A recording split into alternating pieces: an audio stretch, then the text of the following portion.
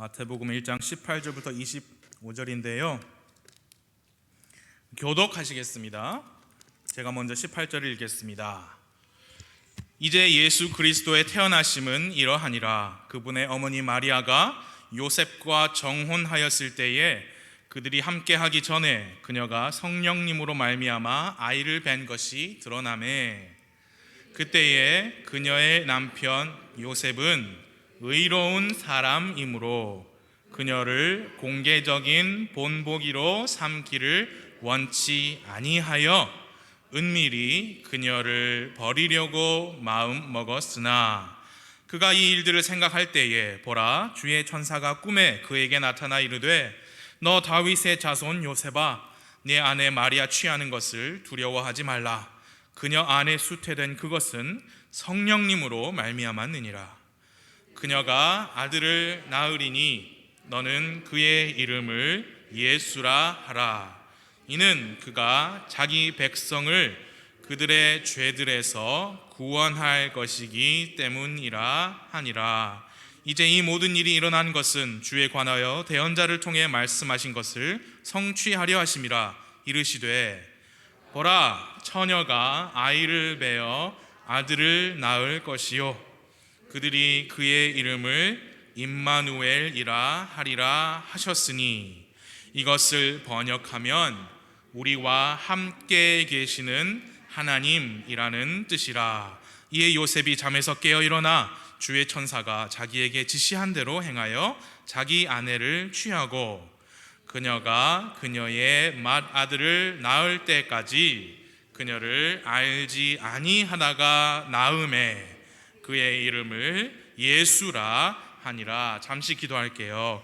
하나님 아버지, 이 시간 주님께서 우리와 함께하여 주시고 선포하는 저와 듣는 모든 분들 도와주시기를 간절히 기도드립니다. 하나님께서 의도하신 그 말씀 우리가 듣고 받아들일 수 있게 주님 끝까지 우리를 도와주시기를 기도하고, 이 모든 말씀 예수님의 이름으로 기도합니다. 아멘. 앉아주세요. 오늘 저녁에는 마태복음 1장의 후반부 말씀을 보시겠습니다. 이 기록자 마태는 성령님의 영감으로 18절에서 오늘 읽으신 본문의 큰 어떤 타이틀이라고 할까요? 주제를 소개를 하였어요.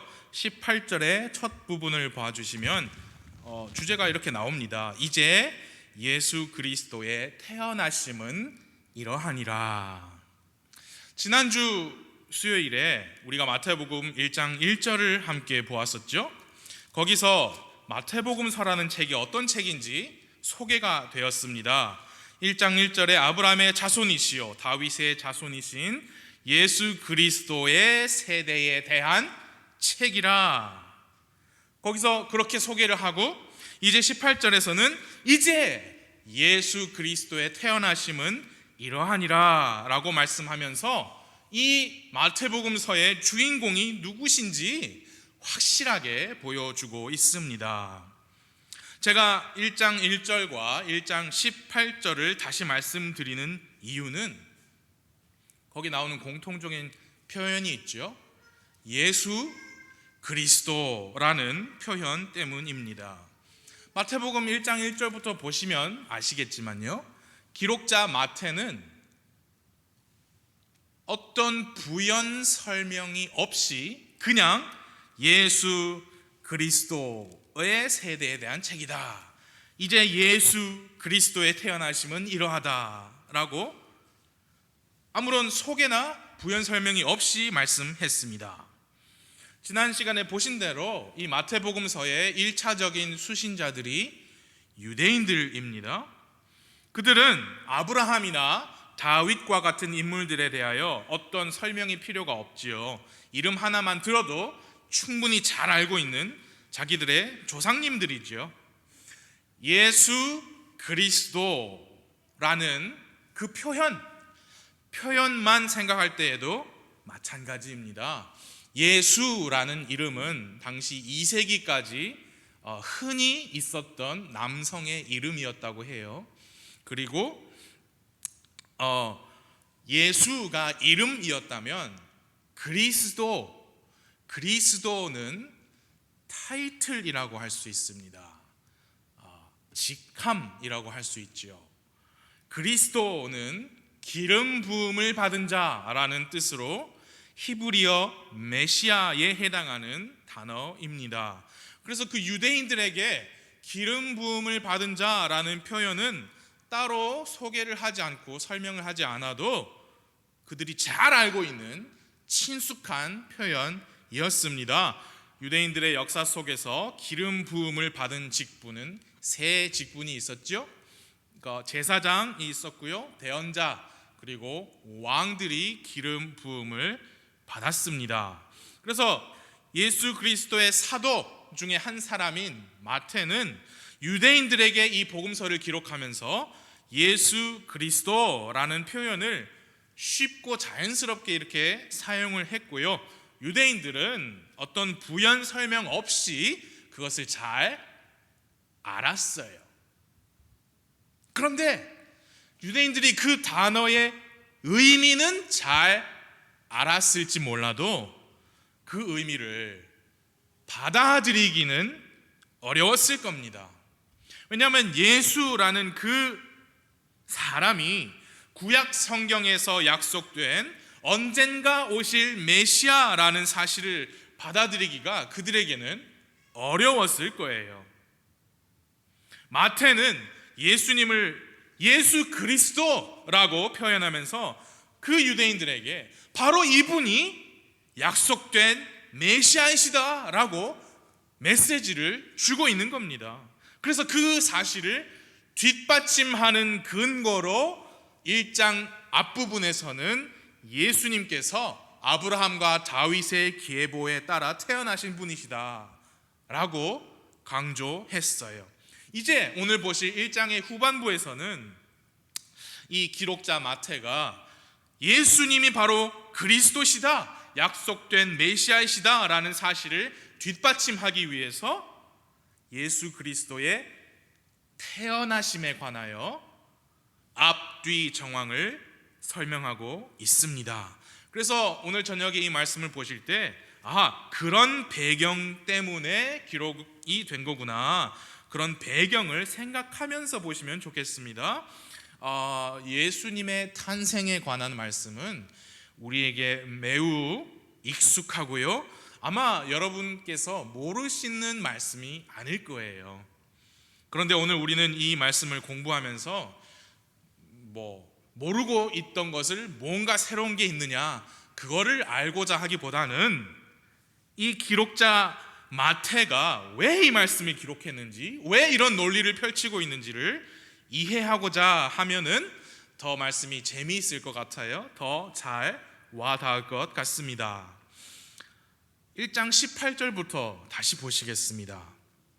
여러분 봐주세요. 이제 예수 그리스도의 태어나심은 이러하니라. 그분의 어머니 마리아가 요셉과 정혼하였을 때에 그들이 함께하기 전에 그녀가 성령님으로 말미암아 아이를 뵌 것이 드러나매.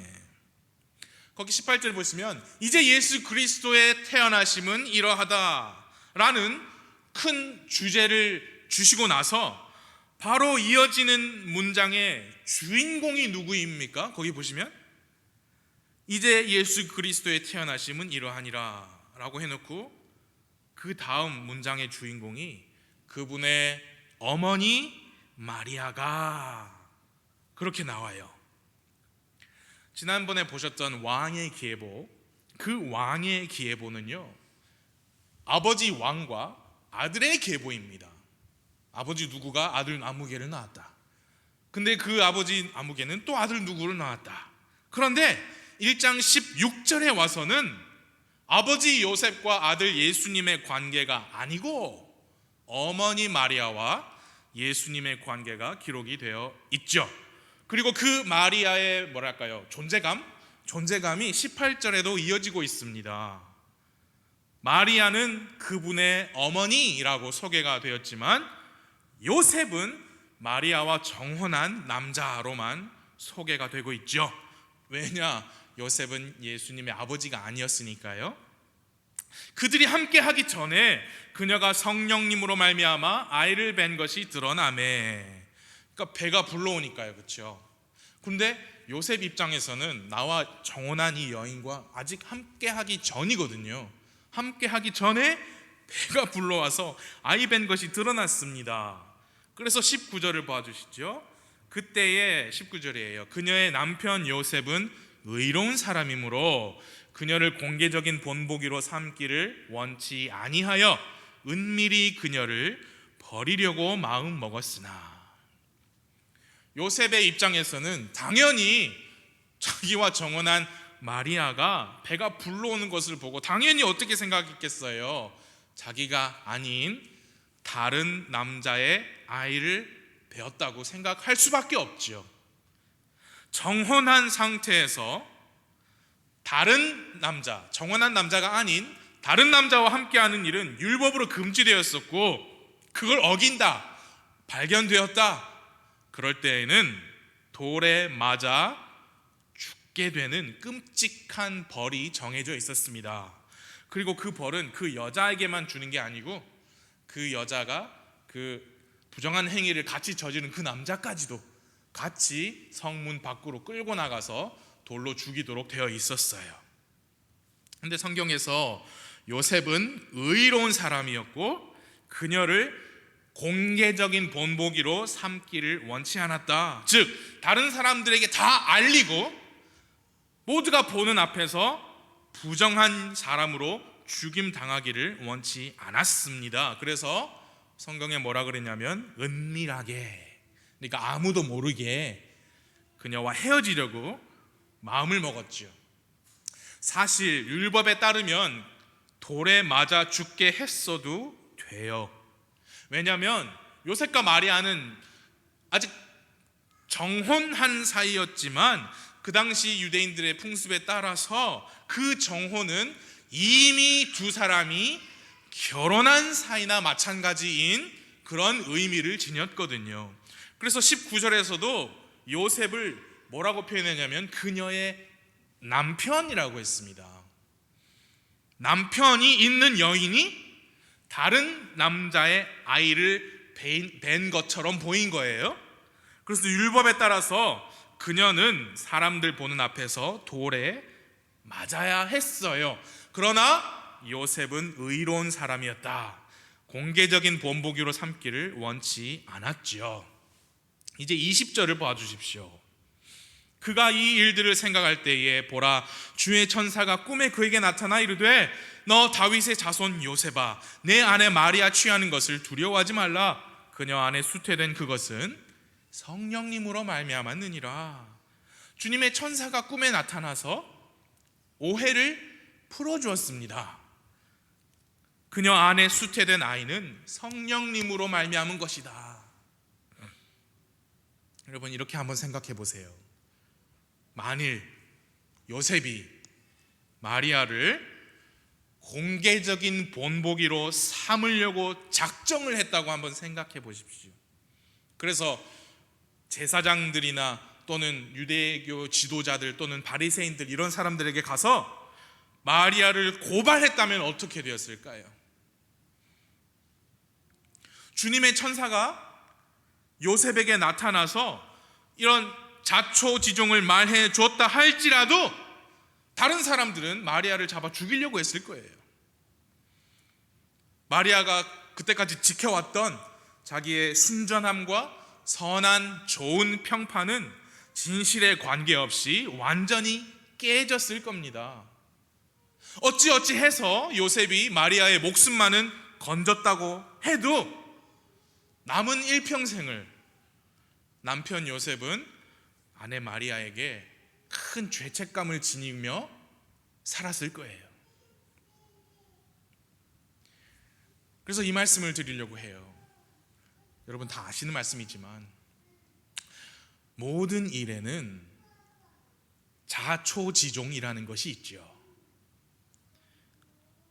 내가 그 어떤 일에 관한 모든 것을 다 내가 알고 있다고 내가 생각이 들지만 그럼에도 내가 모르는 어떤 사연이 있을 수 있습니다.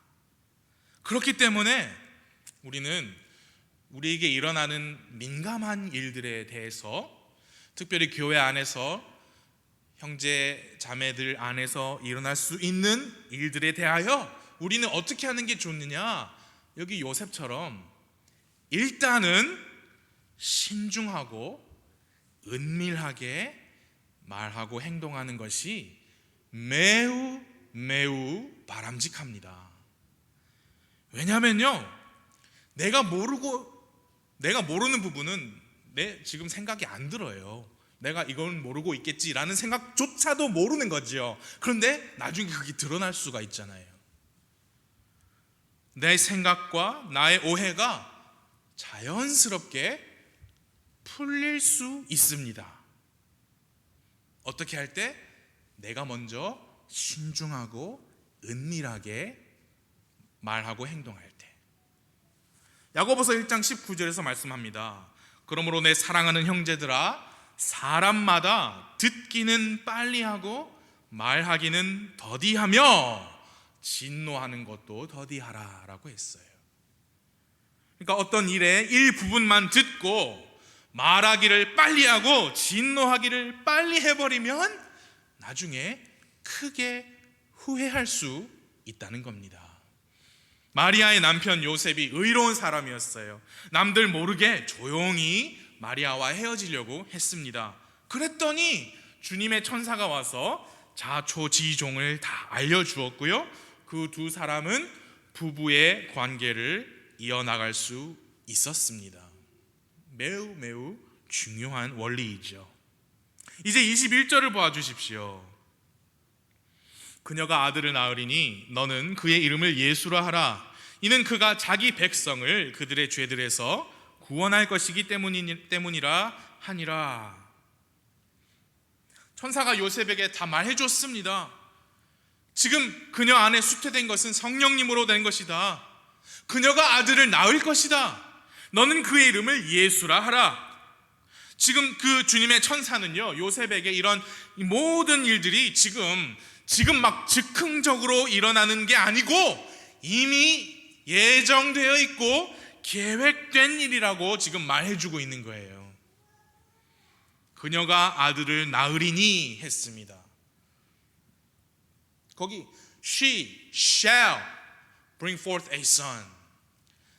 shall는 will하고 틀려요. 뭐뭐 할 것이다 라는 미래적인 의미이지만 shall는 내가 원하든 원치 않든 분명히 그 일이 일어날 거라는 거죠. 정해진 거예요. 그녀가 아들을 낳도록 정해져 있다. 너는 그 아들을 낳으면 너는 그의 이름을 예수라고 해라. 정해져 있다. 이것이 즉흥적인 일이 아니다. 이미 다 계획된 것이라는 거죠. 그 부분이 이 마태복음서를 받는 유대인들에게 매우 중요한 부분입니다. 왜냐? 기록자 마태는 예수님을 메시아, 그리스도라고 소개했거든요. 메시아, 약속된 그분이시다라고 1장 1절과 18절에서 소개했습니다. 이제 왜 그분이 그런 메시아이신가? 왕의 계보를 따라 오시지 않았느냐라고 보여줬고, 이제는 구약 성경의 예언의 말씀을 들어서 그분이 그 바로 약속하신 메시아이시다라고 뒷받침하는 거예요.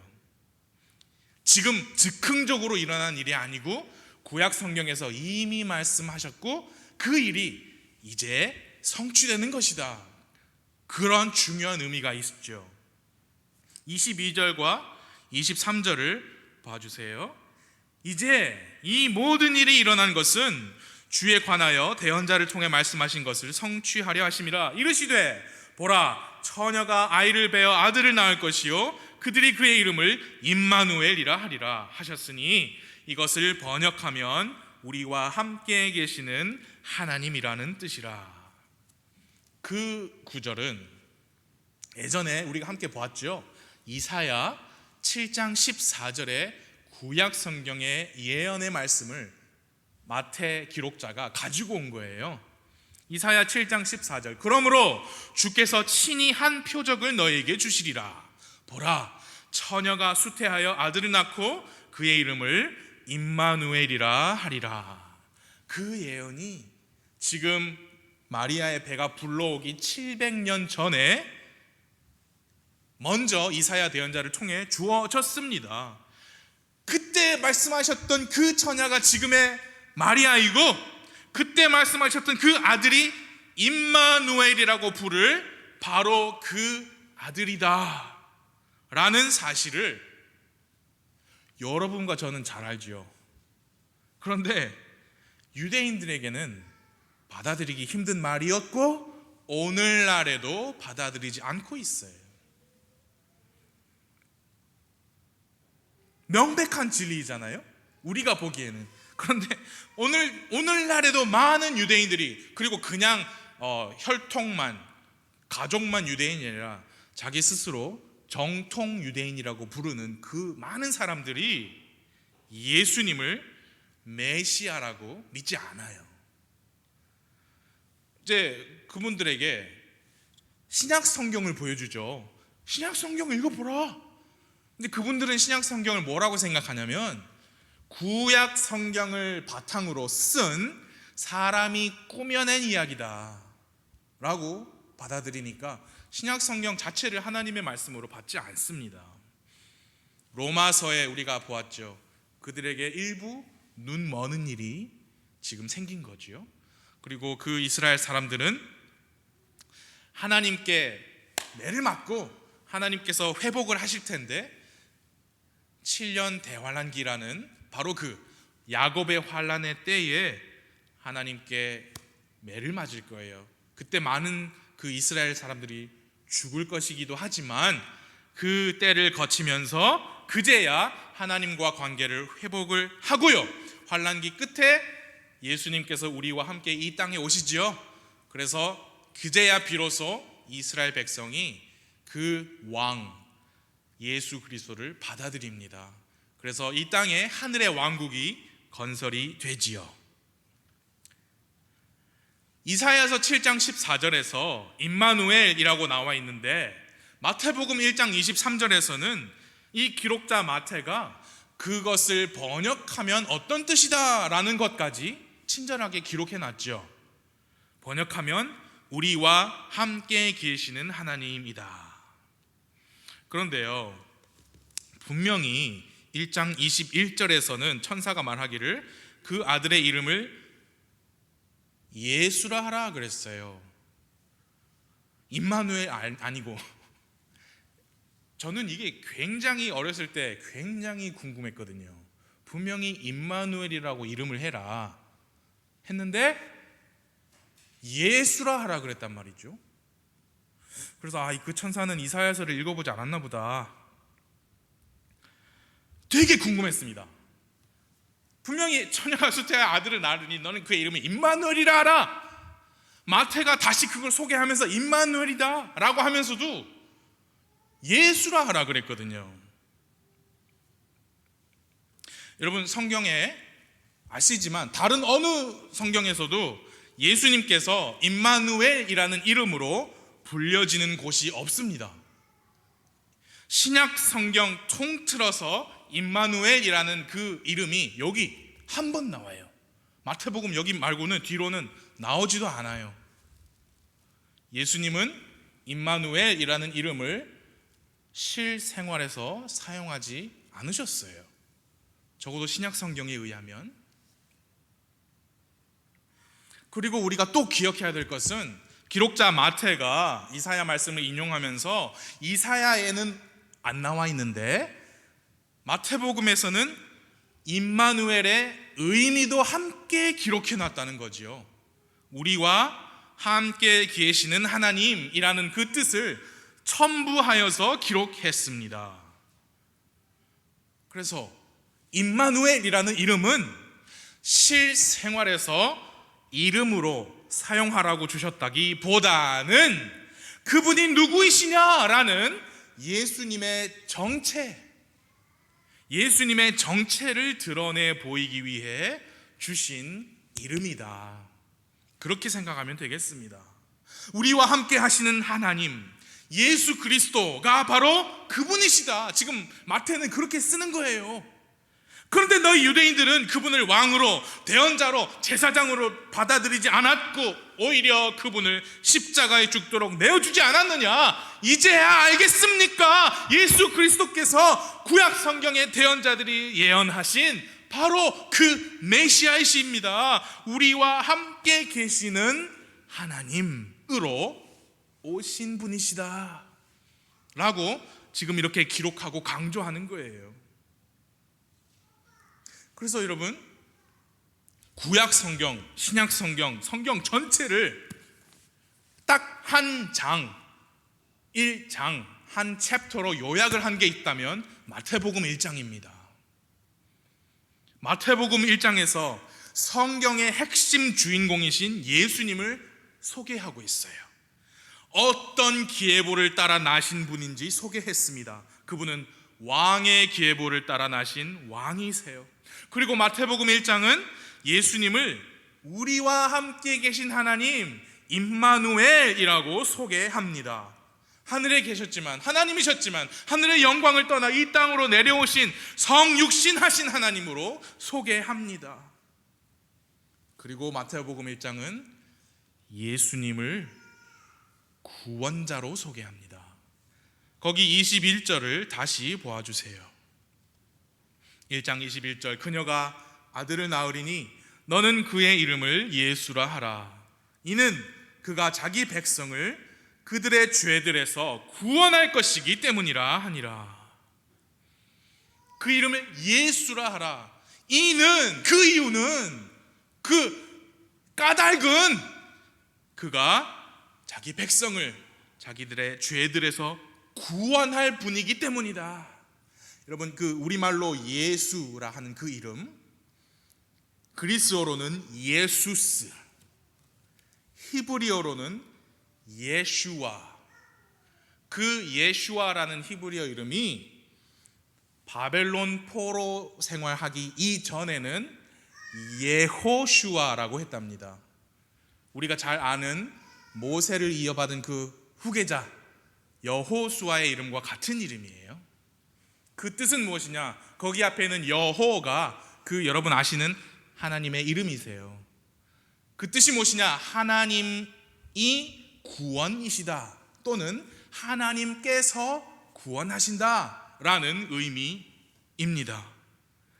그래서 천사가 요셉에게 그 아들을 낳으면 이름을 예수라 하라. 이는 그가 자기 백성을 그들의 죄들에서 구원할 것이기 때문이다. 그 의미가 맞아떨어지는 거예요. 다윗과 아브라함의 자손으로 오신 그 왕이신 예수님, 하늘의 영광을 떠나서 성육신하시고 이 땅에 오신 하나님이신 예수님, 그리고 마지막으로 자기 백성을 저들의 죄들에서 구원하시려고 오신 구원자 예수님, 바로 그 예수님께서 우리 성경의 전체를 관통하는 주인공이시고, 마태복음 1장에서는 그 모든 진리가 한 번에 기록되어 있습니다. 성경의 중심장이에요. 아까 제가 말씀드렸죠. 예수는 이름이고요, 그리스도는 그분의 타이틀, 직함입니다. 임마누엘은 그분의 정체입니다. 사람들 곁으로 오셔서 우리와 함께 계시는 하나님이십니다. 여러분, 예수님께서 임마누엘이시기 때문에 그분은 처녀를 통해서 나셔야만 했습니다. 예수님께서 처녀의 몸이 아니고 아버지 사람 남자를 통해 오셨다면 그분은 임마누엘이 되실 수 없지요. 예수님께서 임마누엘이시기 때문에 여러분과 저의 구원자가 되실 수 있었습니다. 예수님께서 우리와 함께 계시는 하나님 임마누엘이셔야만 죄인을 대신하여 십자가에서 피 흘려 죽으시고 묻히셨다가 다시 일어나실 수 있습니다. 모든 사람이 죄인이라고 했잖아요. 어느 한 사람이 다른 한 사람의 죄를 대신하여 죽을 수 없습니다. 다 자기 자신의 죄 때문에 죽어 마땅해요. 이 세상에는 다른 사람 대신에 죽어줄 수 있는 그런 자격을 갖춘 사람이 없었습니다. 언제까지요? 임마누엘께서 처녀의 몸을 통해 태어나시기 전까지 그런 사람 없었고요, 그 이후에도 없습니다. 그렇기 때문에 오직 예수 그리스도, 그분 한 분만이 우리의 구원자이십니다. 그 예수 그리스도를 믿고 구원받은 사람은 마태복음 1장에 의하면 그분의 백성이에요. 21절 이제 마지막으로 다시 보시겠습니다. 21절을 함께 마지막으로 읽겠습니다. 시작.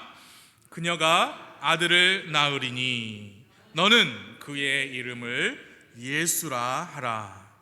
이는 그가 자기 백성을 그들의 죄들에서 구원할 것이기 때문이라 하니라.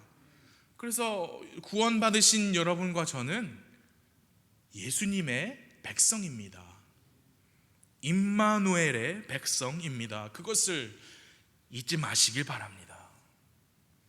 오늘 우리나라에서 대통령을 뽑는 선거가 있었죠. 그리고 여러분도 주권자로서 투표하셨죠. 이제 늦은 밤중에, 오늘 밤 늦은 밤중에 어느 한 후보가 나와서 당선 수락 연설을 할 거예요. 그 사람은 이제부터 우리나라의 수장으로서 나라와 국민을 위해 일할 것입니다. 누가 당선이 되어도 그 권력은 국민으로부터 나온다라는 것이 우리나라의 헌법이지요. 누가 당선이 되든지 간에 그 권위는 하나님으로부터 온다는 것이 성경 말씀입니다. 그러므로 우리는 그 당선인을 비롯하여 나랏일 하는 사람들에게 복종해야 되고 세금 내야 되고 마땅한 두려움과 경의심을 표하는 것이 맞습니다. 그분들에 대하여 여러분과 제가 할 일은 딱 거기까지예요. 사랑하는 여러분 잘 들어주세요. 세상의 정치는 하나님께서 하시는 거지 사람들이 하는 게 아니에요. 물론 세상의 정치인들은 자기들이 정치한다고 생각하겠지만 모든 것은 하나님께서 주권적으로 운영하고 계십니다. 믿으시죠? 여러분은 대한민국의 국민이시지만 우리는 그 전에 우리는 임마누엘의 백성이다라는 것을 잊어서는 안 돼요. 그래서 몸과 마음을 바쳐 충성을 다할 것을 굳게 다짐하기를 대한민국의 자랑스러운 국기 앞에다가 할 것이 아니고, 여러분, 우리의 신실함은 오직 임마누엘 예수 그리스도에 대한 것이어야 합니다. 누가 들으면 빨갱이라고 하겠죠. 분명히 말씀드렸잖아요. 복종해야 됩니다. 세금 내야 돼요. 마땅한 두려움과 경외심 표해야 됩니다. 그러나 우리는 예수님의 백성이에요. 세상 돌아가는 일은 하나님께 맡기세요. 그분의 주권 안에 다 있습니다. 그리고 하나님이 도움이 필요하셔서 우리가 하나님을 조금 도와줘야겠다, 그것은 아주 불경한 죄악스러운 생각이에요. 하나님께서 다 알아서 하십니다. 우리는 주 예수 그리스도의 백성이고요, 그분의 왕국과 그분의 뜻을 첫째로 구해야 합니다. 첫째로, 먼저 아니고 첫째로. 하나님의 말씀을 귀하게 여기고 하나님의 말씀을 받아들이고 하나님의 말씀을 행하는 자가 바로 예수 그리스도 임마누엘의 백성이에요. 24절 25절 마지막 두 구절인데요, 제가 읽어드릴게요. 이에 요셉이 잠에서 깨어 일어나 주의 천사가 자기에게 지시한 대로 행하여 자기 아내를 취하고 그녀가 그녀의 맏아들을 낳을 때까지 그녀를 알지 아니하다가 낳음에 그의 이름을 예수라 하니라. 요셉은 자기 아내가 자기랑 함께 하기도 전에 아이를 가졌다는 사실에 충분히 마음 상하고 기분이 나쁠 수 있었어요. 그러나 주의 천사가 전해준 하나님의 말씀을 1번 귀하게 여겼고 2번 받아들였고 3번 말씀대로 행했습니다. 그래서 마리아를 여전히 자기 아내로 취했어요. 성령님으로 말미암아 잉태한 그 아들을 낳을 때까지 기다렸습니다. 그리고 아들을 낳았을 때 그 아들의 이름을 예수라 했습니다. 우리는 마리아도 아니고 요셉도 아니에요. 비록 우리가 예수님의 어머니로서 선택을 받아가지고 귀하게 쓰임을 받은 마리아가 될 수는 없을지라도, 비록 우리가 예수님의 양아버지로서 예수님께 왕의 기예보를 이어주고 또 어린 예수님을 기르고 양육하는 일로 귀하게 쓰임을 받은 요셉이 될 수는 없지만, 우리 모두는 요셉과 마리아처럼 하나님 말씀에 순종할 수 있습니다. 내 감정, 내 기분, 내 상식, 내가 이해하는 것과 상충할지라도 하나님의 말씀이라면 그것을 귀하게 여기고 믿음으로 받아들이며 그 말씀에 순종하기를 요셉과 마리아처럼 충분히 우리가 할 수 있습니다. 하나님께서 요셉과 마리아를 사용하셨듯이 우리가 전적으로 하나님의 말씀을 믿고 받아들이고 순종할 때 하나님께서 여러분과 저도 들어 사용하실 수 있습니다. 여러분 그거 믿으세요? 하나님은 그런 사람들을 찾으시니까요. 믿음이 없이는 하나님을 기쁘시게 못하잖아요.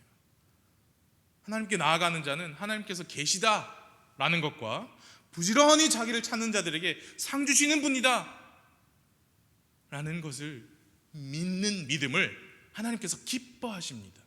그러면 이제 찾고 계시죠. 누가 나를 그렇게 부지런히 찾는고? 하나님께서 신실한 백성을 그렇게 찾으실 때 이렇게 쭉 보시다가 여기 안락동에서 쭉 보실 때 여기 많이 있다, 그렇게 되기를 간절히 기도합니다. 임마누엘의 예수님, 우리는 그분의 백성이에요. 신실한 백성, 신실하고 선하고 충성된 예수님의 백성 다 되시기를 기도합니다. 기도하겠습니다.